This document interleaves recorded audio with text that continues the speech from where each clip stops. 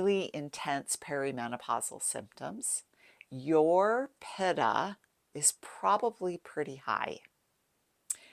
The thing you want to know is, are you experiencing those qualities, and what do you do to lessen those qualities? I'm also going to share 3 simple practices that I think every woman should be incorporating into her self-care practice.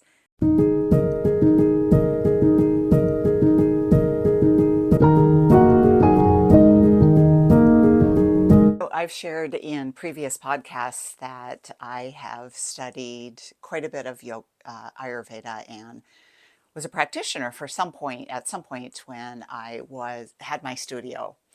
But I don't want to go too deep into Ayurveda.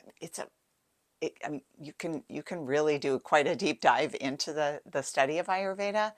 But I really want to give you a really beautiful outline of the 3 doshas, which is the 3 fundamental energies of all of us in the eyes of Ayurveda. So first, let's start with what is Ayurveda. It is the study of health or a healing system that started in India. It is often called the sister science to yoga. So in the US, we know yoga as a physical practice that actually most people start in yoga because of how they feel when they do the physical practice. And eventually, if you stick with it, once you begin to notice how it starts to affect the mind and the body in a deeper level. And you start to really see how it's a spiritual practice, more so. And in fact, that's how it originally began. The physical practice wasn't really shared with or through a guru back in the day when a lot of students had gurus, until the student proved that they had a very good understanding of their mind, their emotions, their thoughts. It's pretty cool because we have flipped it around and turned it into a physical practice, and then eventually realize that the mind, the spirit, the thoughts, our limiting beliefs are not only a reflection of everything we experience in life, but they're also a reflection of these 3 fundamental energies. So let's talk about them. The first one I'm going to talk about is Vata. So Vata is air, movement, energy. It's light and it's dry, plus a whole lot of other elements to it. But if you were to stop and look at those elements within you, you may notice if they tend to be very exaggerated in you or not. So it's also has the characteristics of creativity and movement and communication. So you can probably hear through that description is that it has a very light, airy quality to it. We all have it within us. Some of us just have more of it than others. The second one I want to talk about is Pitta. So Pitta is associated with fire, hot, sharp. The qualities have to do with our metabolism and our digestion and our transformation. So people who are intense, hot, people who maybe hold careers as CEOs or, high intense careers, the people who hold those positions tend to have a high quality of pitta in them. Again, we all have this quality. It just is variable in each one of us. So that's the second one. So Vata, Pitta. The third one is Kapha. Kapha is associated with earth, kind of thickness, heaviness, steadiness, moistness, nourishment, stability, and groundedness. Again, you probably can recognize that in yourself sometimes. But people who tend to have these qualities tend to be very stable and grounded. Sometimes people who have high quality of kapha in them can fall into a state of depression quicker than people who have high quality of vata and pitta.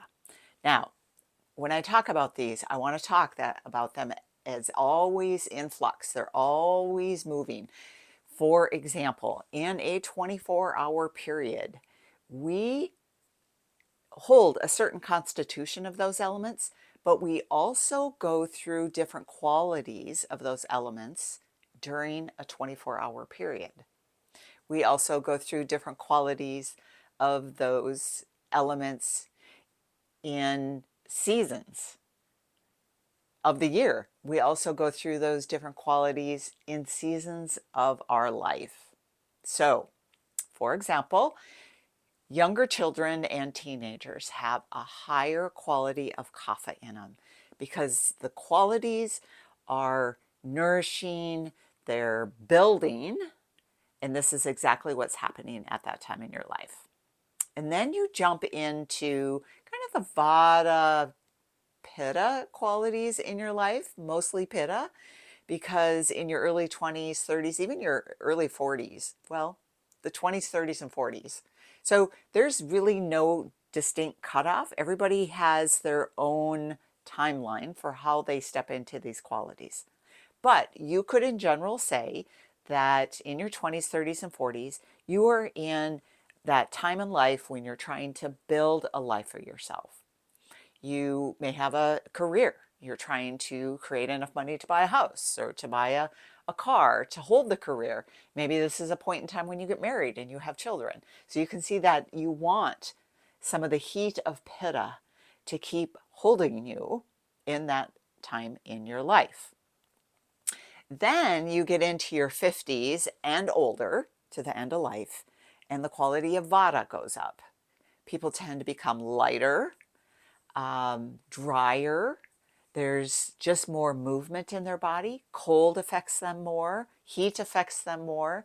So the qualities of vata tend to be higher after people get into their 50s. So if you really stop and think about this, you may notice those qualities in yourself, whatever age you are, that tend to probably be highest. Here is the really important thing to remember about this. Although those qualities are within all of us, and they are within all of us at a different degree, what's important to remember is observing them and doing what you can to balance them. So let's take, since this podcast is all about life in the middle, so you're kind of in that pitta vata stage in life, you're kind of transitioning between them. If you're going through really intense perimenopausal symptoms, your pitta is probably pretty high. The thing you want to know is, are you experiencing those qualities, and what do you do to lessen those qualities? You don't necessarily, I mean, at some degree you want to bring up kapha and you want to bring up vata, but you want to bring them together equally, right? You don't want to just ignore the other qualities. So if pitta is really high and perimenopausal symptoms are really intense, you want to do what you can to decrease pitta, like calm it down, and to spend a little bit more time in the vata and the kapha category. So more rest, deep rest, deep rest. You want to establish a bit more grounding in your body. Okay, so you make it through pitta in your life, and then you start to transition into vata. It's a time when women tend to really feel ungrounded. They feel scattered. They feel like they can't remember things. Yes, our hormones are associated with those qualities or those things happening within us, but so are these three qualities of Ayurveda. So the vata quality tends to go up when we get closer to menopause. We're a little bit airier, we're a little bit drier, we're lighter, your skin starts to change, right? It gets drier, your hair starts to get a little bit thinner and brittle. And we all experience those at different levels. But what you want to notice is when the quality is starting to affect your life, knowing that it's out of balance. So then you want to start to bring up a little pitta, bring down the vata, and bring up more kapha in your life. So those are the things we are going to talk about today. I probably am not going to go deep into each one of those qualities now because I really want to talk about how you can really calm vata. That tends to be the one that, well, first of all, it's the one that gets out of balance the fastest and the earliest. And it can be really difficult to control that quality in us as we get older. Okay, so I really want to talk about that mostly in this podcast. But I'm going to share a couple other things with you as well about the other two qualities. So as I just mentioned, when we get into that stage of perimenopause and transition into and through menopause, there are a lot of symptoms that we women begin to experience. And often they'll reach for, or we will reach for, pharmaceuticals to take care of it. We will cover all of the symptoms up instead of paying attention to what's really going on within us. And I don't know how to emphasize this enough, but this is the time that will make it easier to transition, or it will be excruciatingly painful for some women. And again, there are some women who never experienced any of this. Sort of. I think they just experience it at a different level. So I think that's important to keep in mind. Now, one of the things I've mentioned to you guys in the past is when I was in perimenopause, I had tremendous symptoms that surprised me because I always felt like I took such good care of myself.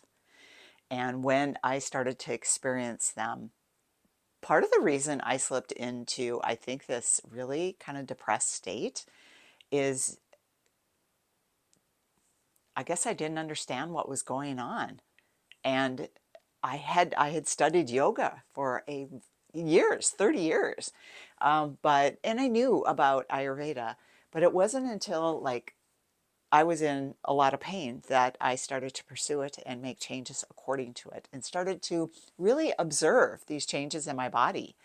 And I just was unwilling to use pharmaceuticals all the time. Definitely, I needed to use them when I was in, a migraine that felt like I would rather die than live through this. I tell you, they were so painful. I have a very clear understanding of what was going on then. And I did start to change a lot of things so that the intensity of them did change. So it works to pay attention to your three doshas and what is happening within you. Okay, so I mentioned earlier that vata starts to go up in us when we are in that transition stage, and then through the rest of our life. Vata can be at its peak or always kind of knocking at your door, always asking you to pay attention to it. The good news is vata is often the one that's easiest to do something about. And that is what I really want to talk about. Okay. So what is vata? What is high vata in us? Again, it brings this feeling of dryness to our skin, lightness to our hair. We start to lose our hair. Our scalp starts to dry as well. And so does the inside of us. Things just get airier, lighter, drier. We also tend to feel a bit more anxiety. We feel some restlessness, and we might feel like our emotions are just on a roller coaster ride. Those are all symptoms of high vata. Now, pitta can also be out of balance, and that was what was primarily going on in me. That's why I had the migraines. They did not show up in me as hot flashes. Hot flashes is high pitta because it's this very heating element in us. Irritability, right? So if you quickly anger when something's going on, your pitta is probably out of balance. It also shows up as inflammation. Yeah. So when I was teaching yoga, one of the things that I would hear a lot from women at this stage in their life is there was just no way they could do hot yoga. And this is why, because their pitta was probably still really high and it just really aggravated them. So they intuitively knew that it didn't work to do that, but I'm not sure that many of them, at least the ones that I spoke to, knew how to get that under control. And I wasn't trying to convince them to do hot yoga because I wasn't teaching it. They just made this comment. Um, Knowing what I knew, and the fact that a lot of women didn't really have an interest at that point to change it, um, it was very cool that they understood that hot yoga wasn't their thing. Okay, and then the very last one isn't always experienced. Oop, there's a little fuzzy. Experienced in every woman. Hang on. But kapha. So out of balance kapha, you're going to experience some stagnation, right? You just feel lethargic, heavy, sluggish. Weight gain is a big one, and you just, again, you feel heavy and sluggish. So high kapha is when weight starts to gain in our bodies. So I honestly have to say that when I was in perimenopause, my pitta and vata were just sometimes literally controlling me. And I just knew this was happening, and that's why I pursued Ayurveda so that I could start to make changes. Um, and boy, did I make changes. The kapha in me actually started to elevate after menopause. So you can see that these three elements are always in a dance in us individually because we're just really cool, unique beings, right?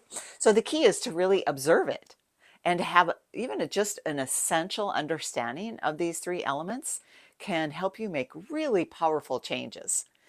But you have to be able to be open to noticing them yourselves, not shame them, not ignore them, to actually take action about doing something about them.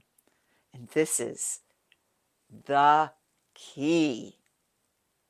You need, I, I have to say it that firmly, you need to make lifestyle changes and you need to make self-care practice changes. You have to when you start observing these things in yourself. If you don't, you completely ignore them. You use pharmaceuticals to cover them up. Again, pharmaceuticals can be helpful to get you through it, but please don't use them as a way of ignoring what is going on in your body.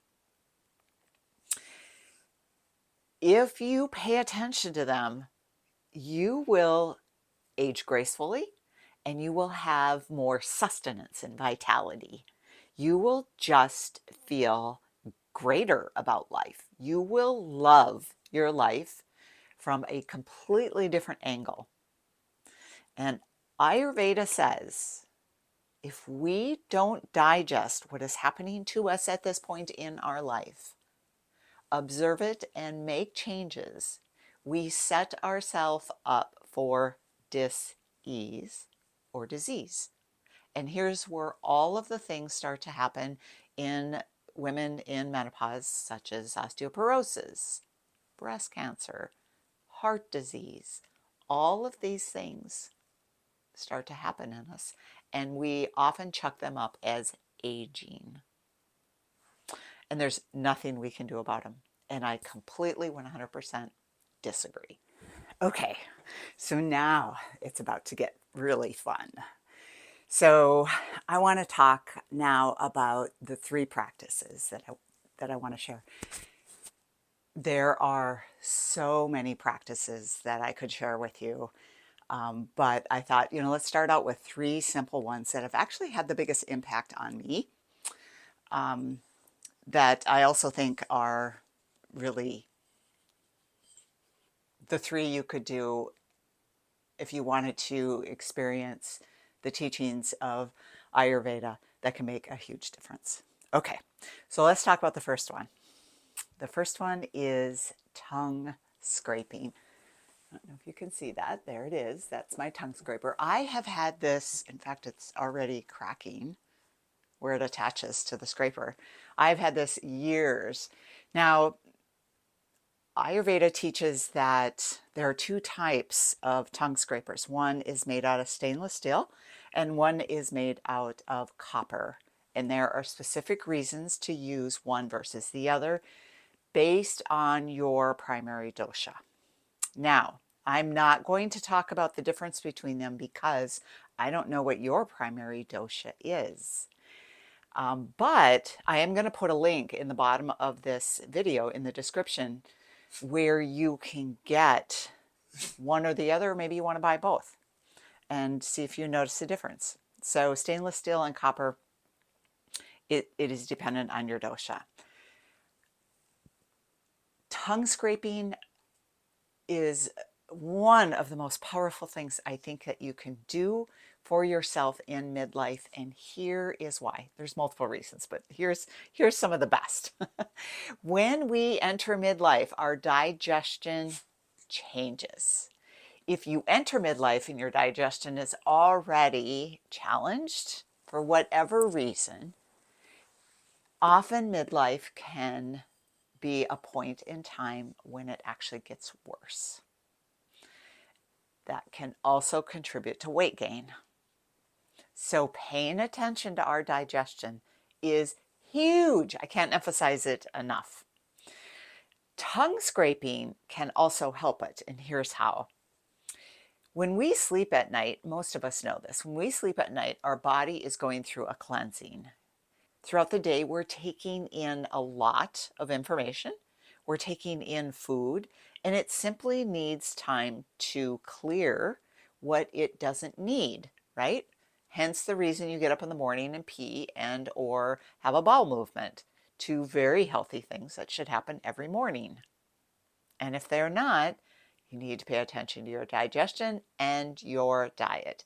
You want to get rid of those toxins that the body has cleansed out of your body and expel them. And a lot of the toxins sit on the tongue in the morning. It's that white coating that honestly is quite disgusting in the morning. Like, wouldn't you agree with me? And I'm just going to say, so that white coating on the tongue is called ama. That's what Ayurveda calls it. And here's the one thing I'm just going to boldly say: the tongue scrapers, those plastic ones you can get at Target or from your dentist, are a waste of money and time. Please don't go buy those and think that that's working, because it doesn't take off that thick white coating. It leaves a little layer behind. And if you have a lot of cracks in your tongue, those scrapers don't get that bacteria out of the crevices of your tongue, which is a whole nother podcast, is to talk about all the crevices on our tongue and what that means about our doshas being in and out of balance. Okay. So some of the benefits of doing this is it helps improve our digestion because we got rid of all the toxins that our body is trying to expel. And hence you want to do this before you eat or drink anything. It is like I get up, go to the bathroom, I scrape my tongue, and then I brush my teeth. And then I have a glass of lemon, ginger, honey, water, hot in the morning, to really fire up my digestion before I eat or drink anything else.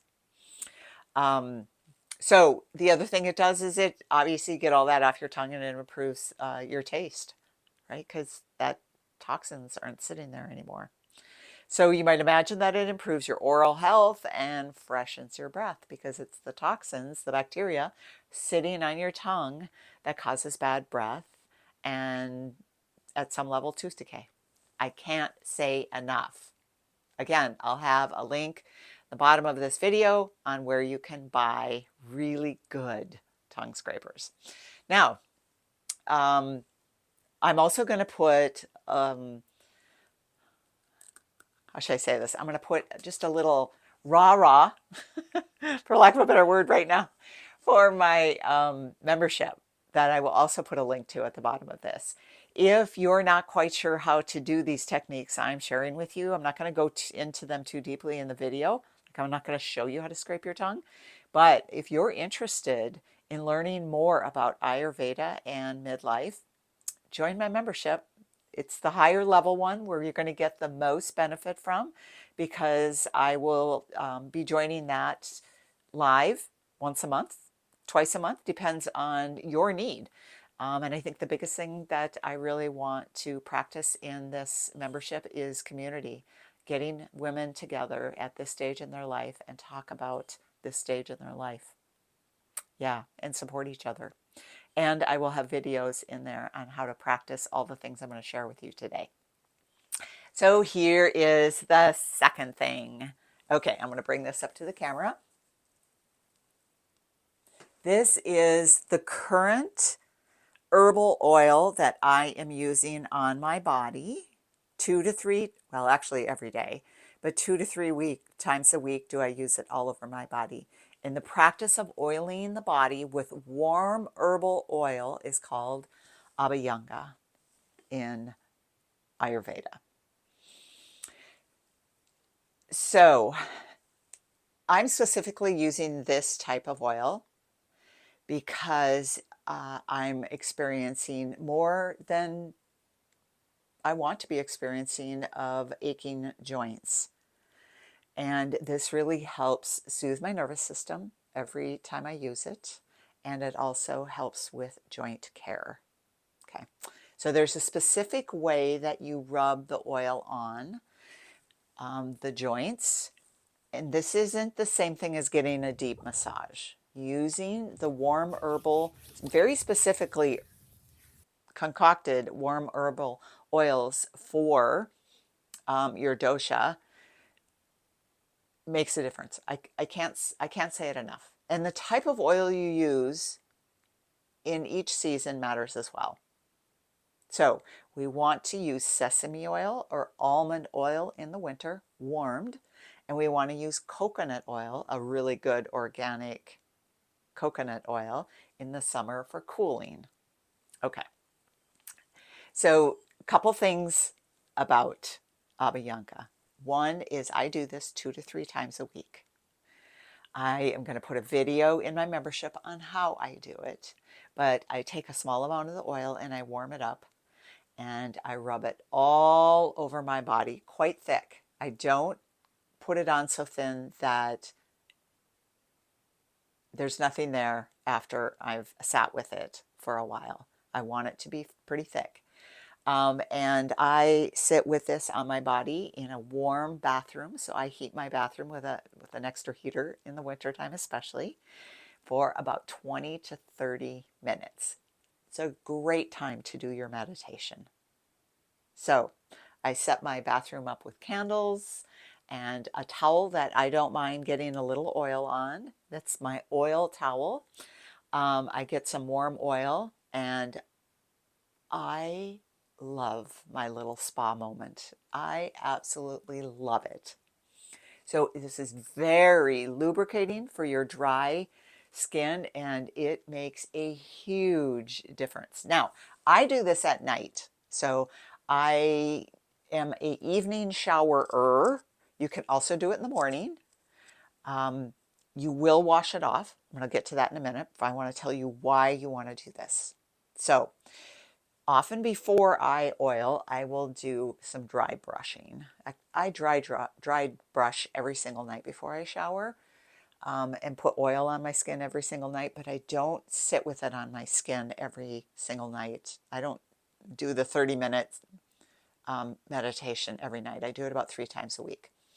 Um, so the fact of rubbing the oil on your skin and the dry brushing is phenomenal for lymphatic drainage and your circulation. It's phenomenal for those two things. It's it's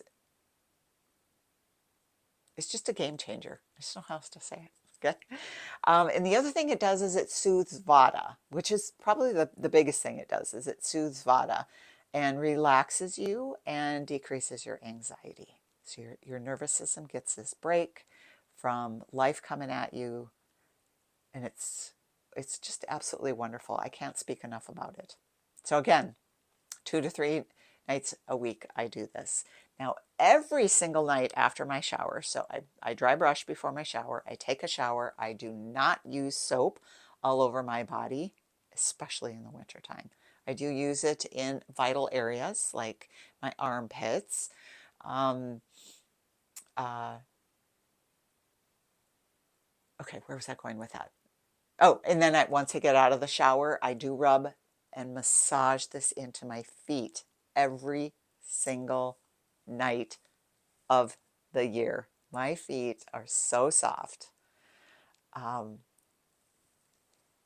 it's just crazy how it makes a change in your life. And if I forget to do it, or if I go somewhere and I forget to bring my oil, I notice a difference immediately. I notice how I sleep. It really helps with my sleep. And then I put on a pair of socks that I don't care if they get oil on them.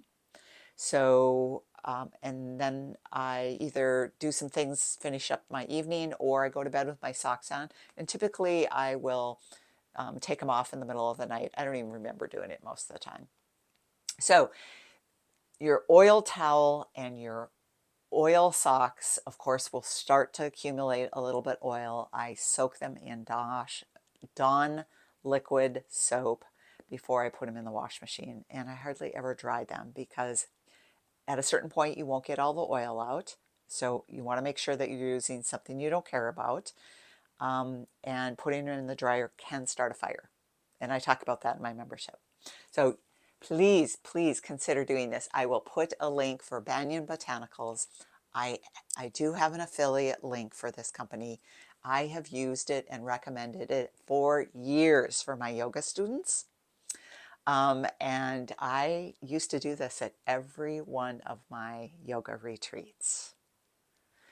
I don't do it as much at my other retreats anymore, but I'm thinking about bringing it back because it's just so powerful. It's just so powerful.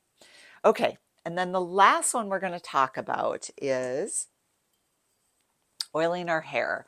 I use healthy hair oil. Again, it has specific herbs in it for strengthening your scalp and your hair cuticle. It is incredible. I was quite surprised when I entered midlife and I started to lose a lot of hair. And I did absolutely everything I could to avoid it. And I think the number one thing that I did is this. And when I do this once or twice a week, especially in the wintertime, I notice a huge difference in the quality of my hair. It's crazy. Okay, here's the thing with hair oil. I warm it. I put it in my hair. I rub it into my scalp first, and then I put more in at the ends of it because your hair does get drier, A, in the winter, and B, as you get older. And then I put a scarf on that I don't care if it gets oil on it. And then I put a shower cap on. And I walk around the house and, I let it be on my head for 2 to 3 hours. And then I take a shower and I do use soap to wash it out. Again, when you take a shower after oiling your body, you do not use oil, or excuse me, soap. You let the warmth of the shower wash it off. Then, of course, wipe your shower floor off so nobody slips when they get into your shower. Um, and again, I talk about all this in my membership. Um, so there you go. I used to put this in at night, did all of that, put a towel on my pillow and go to bed. Um, the thing for me is I don't like to shower in the morning nearly as much. So doing this at night just works better for my routine. but you certainly can put it in your hair all night. In fact, when I was in perimenopause, I actually did put it in my hair all night long. And then as I got a little older and I started to kind of switch my shower time to evenings, I quit oiling my hair all night. That's the high, like that's the highest level of really taking care of your hair with this oil. It it's it's just phenomenal, phenomenal. So I already spoke to the fact that, so here's what oiling your hair does for Vata.